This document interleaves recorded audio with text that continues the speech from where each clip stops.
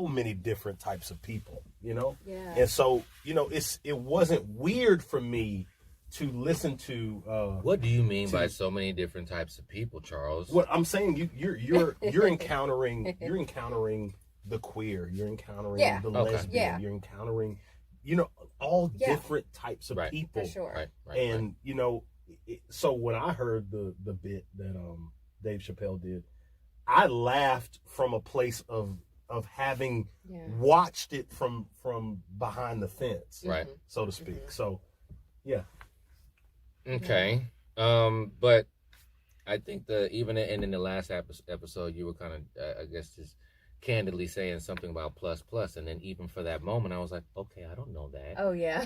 There's so many different. That was just like me, playing around with it. Just I because understand. It's easier to say plus. But that was a great example because I was just like, oh really? And I think that the level of sensitivity doesn't exist for those of us who don't know. Absolutely. Yeah. And I think it's kind of like, oh my God, you didn't know there was a Q? Yeah. No, I didn't. Oh my God, you're a homophobe. No, I just didn't know. Yeah, no, you're right. And so to have to almost go to Google every time before you have a certain type of conversation like this is frustrating. Mm-hmm. Yeah. Yeah. You know what I'm saying? Like there is some stuff that's just super blatant, just over the top, discriminatory. We get that. But I mean, sometimes people miss a letter. Try wrapping your brain around.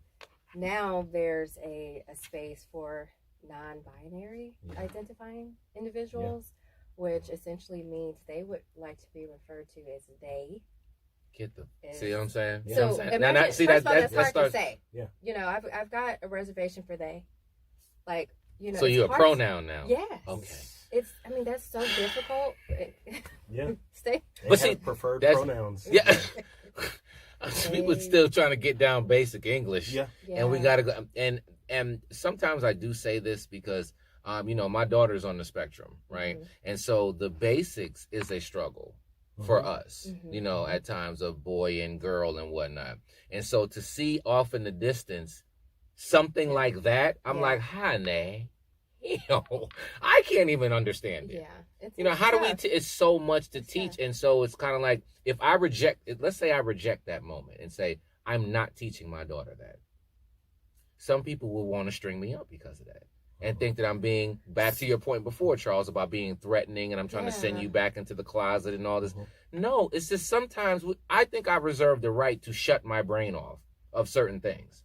You do. And so, but if I do that, it does not make me, hating you. It just says it's a lot. Yeah. Let me just step back and process this. Let me take my time to understand. Nothing wrong with that. Well, so speaking of controversy, what do you all think about Dwyane Wade and his family and what he's going through with his now daughter, and yes, Lil Bootsy and his comments on that. I'll let Charles take this one. Such a because here's my challenge with the whole thing. My challenge with it is, when you have a child, there are certain things that you say you're not ready for and you don't understand. Right? Yeah. So if I'm not going to give a Ferrari to an 11-year-old.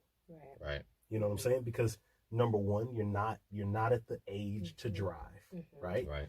I'm not gonna give you a cigarette because it's just you know what I'm saying. Right. And I'm not going to give you alcohol. Right. I'm not going to expose you to sexuality at a certain point because you can't handle that. Right. That's true. And so it's hard for me to conceptualize being able to allow or to be able to facilitate a kid trying to navigate gender at an age where you're very impressionable, where you don't have all the facts, and you're moving solely at the beginning off of feeling.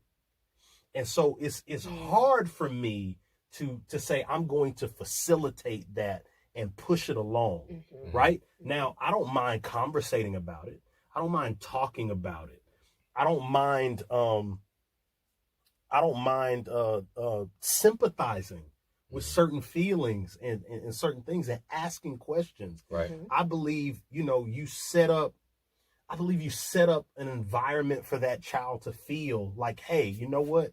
I'm feeling this kind of way. Can you guide me through this? Right. And you say, you know what? Right now, I don't feel comfortable as your parent to say, we're just gonna say you're this. Yeah. Right? Yeah. Until you've gotten to a place where you know what's going on, you know what you're dealing with on the inside fully, you know who you are, and then you can say, you know what, Dad, this is what I choose to be. Yeah. And you say, you know what? You choose to be that. You have done all the research. You have grown as a person. You're at the age where you can kind of understand what's going on.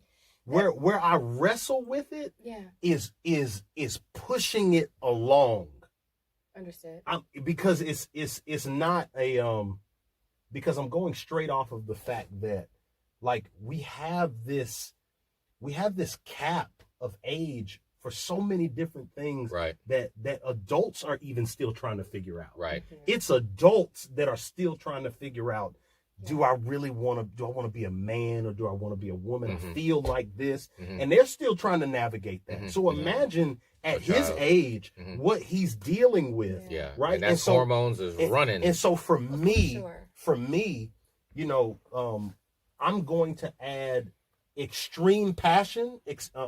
I'm going to add extreme compassion, and I'm going to add extreme caution, because what if you get to a place where you change your mind? Of course. And you say, I don't want to be that, but we've already gone so far with you to that point, and so it's very, and I'm honing my words here because it's very, very, very, very. I have no.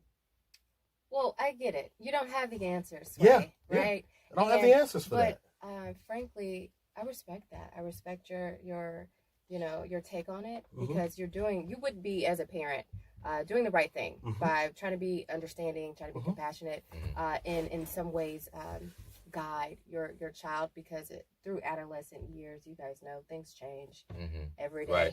Right. Oh, I love him this week. Oh, I hate him next week. I'm this week, and things are always evolving. But I think as long as you as a parent provide, because if you don't have the answers, okay, that's fine. Provide resources for that child. That's important. But here's also where I think the slope gets even slipperier. Okay. Is because of the limelight.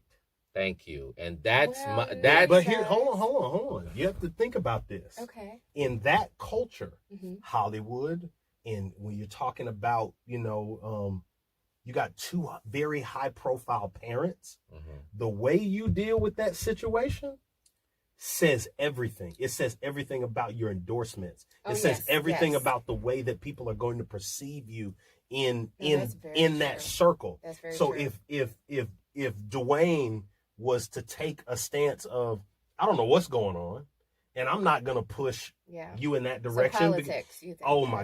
I think it has a lot to do with I'm not going to water down his love for his child. That's not what I'm doing. What I'm saying is there's a tidal wave that can come from not handling that situation with the utmost of care. Because when you start talking people about that are adoring you and following you, and so I think there's a level of responsibility that comes with that. Absolutely. It's already enough to just be a parent, the responsibility for that.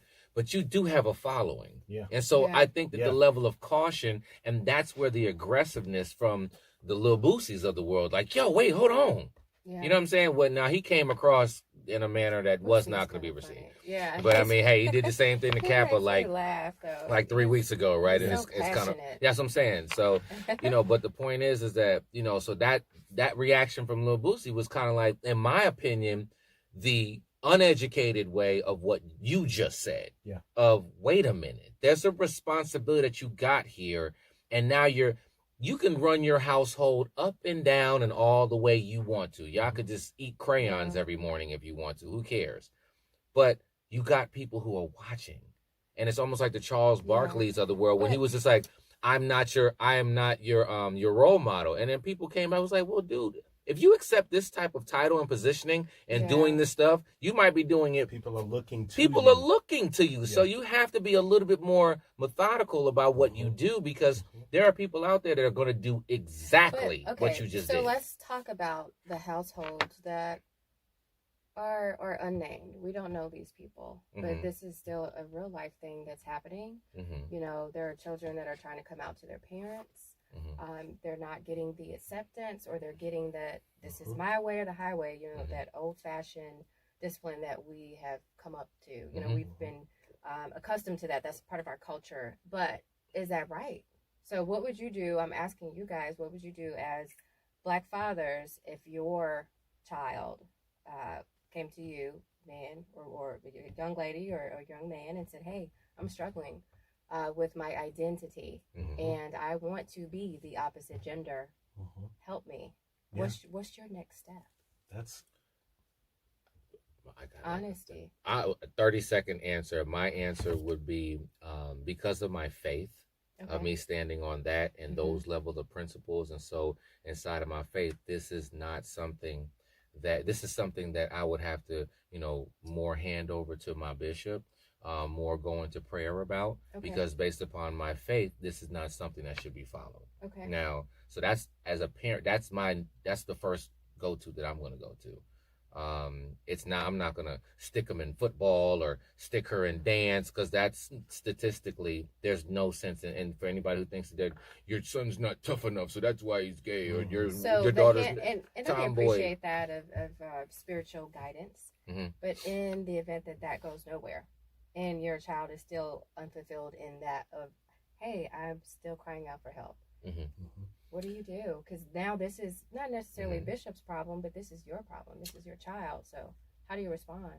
The 43-year-old Elam is going into counseling myself, because I don't know everything. You know, I do work with clients and things of that nature, with singles and married and stuff like that. But I'm also counseled as well.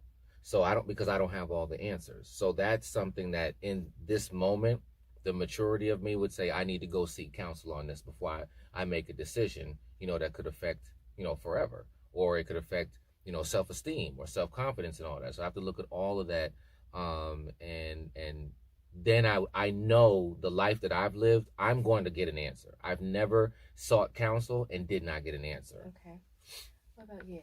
For me, that's so, it goes back, for me as a father, if, you know, my son or daughter came to me and said, you know, this is how I feel. This is, you know, my main thing would be to them would be, whatever choice you make, I'm with you. And that's important, because that's how you actually express the love of God. Right. That's as being faith-based people. Yeah. You know, and me being a Christian man, I look at that situation as, God had the opportunity in creation to make us love him. Right. But he didn't. Okay.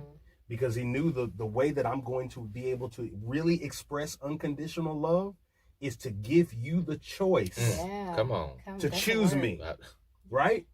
And even if you look at Deuteronomy, Deuteronomy says, he said, behold, I set before you life and death. Life, death, blessing, curse. Right. Choose life so that you and your seed may live. Right. Come on. But you still have the choice. Right. To choose whatever you want to choose for you. Right. And regardless of your choice, I'm with you. Right. But just understand, whatever choice you make, there's a consequence that comes with it. Okay. You have to take everything that comes with the choice that you make. make. The struggle. I'm going to support you. And here's the thing. I'm going to tell you my perspective. I'm going to tell you, son or daughter, listen, I might not agree with you. And I'm going to guide you through this process. But whatever you choose, that does not change the fact that you're my child. Right. Now we're going to talk. We're going to go through this. Listen, I don't like, and expressing to your child is, you're my first. I've never been here before. Right. Right. So let's walk through this process together. Right. And we're both going to learn a whole lot of things. But compassion and unending love is the only, when you don't know what to do, love them. That's the only thing that I can think of, because where does rejection drive you? It drives you into the dark. Right. It drives you aggressively into an unhealthy pattern. But if you say, you know what, listen, I don't have any language for that. I don't understand it. Yeah. And it's frustrating me a little bit because, you know, I automatically thought when I had a son that I was going to have a son that fit into certain cultural, norms. Yeah. Yeah. And when I had a daughter, I thought I was going to be able to dress her up and take her here. You know what I'm saying? And she'd be my baby girl. And I don't know how to do this. Right. That the personalities are reversed. Right. Right. So let's talk through this. You're still my baby. Yeah. You're always going to be my baby. I feel like I don't get it. And let's walk through it together. And that's okay. You don't have to have all the answers, but as long as you lead with love, absolutely, all that matters at the end of the day. Absolutely. And I think that's really significant.